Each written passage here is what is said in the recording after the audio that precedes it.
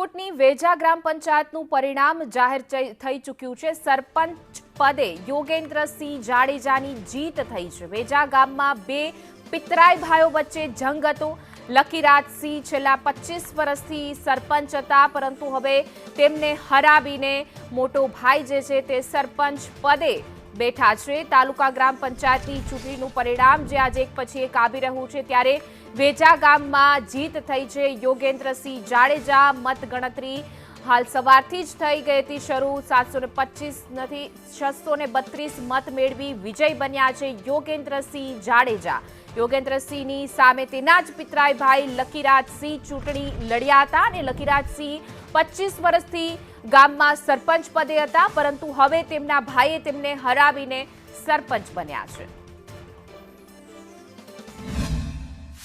અમારે 2.5 વર્ષ પહેલાં અમારે જૂની બોડીનું અમે ગામ લોકો દ્વારા રાજીનામું લેવામાં આવ્યું હતું, તો જેના હિસાબે અમારે મધ્ય સત્ર ચૂંટણી યોજવાની ફરજ પડી હતી।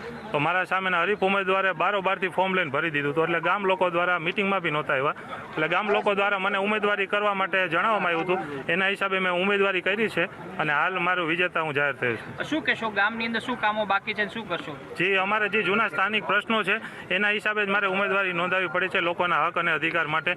સૌપ્રથમ અમારે મિલકત માટે જે પ્રોપર્ટી કાર્ડની યોજના છે એમાં અમારે મેક્સિમમ લોકોના પ્રોપર્ટી કાર્ડ બને એ હું એના માટે મેં પ્રયત્ન કરીશ। રૂડાની 22 ગામની જૂથની પાણી પુરવઠાની યોજના છે, એમાં અમારા ગામનો સમાવેશ થાય અને 5-7 વર્ષ દ્વારા રૂડામાંથી 1 પણ રૂપિયાનું બજેટમાંથી અમને રકમ ફાળવવામાં નથી આવી, તો રૂડા સાથે સંકલન કરીને મેક્સિમમ રકમ અમારા ગામમાં મળે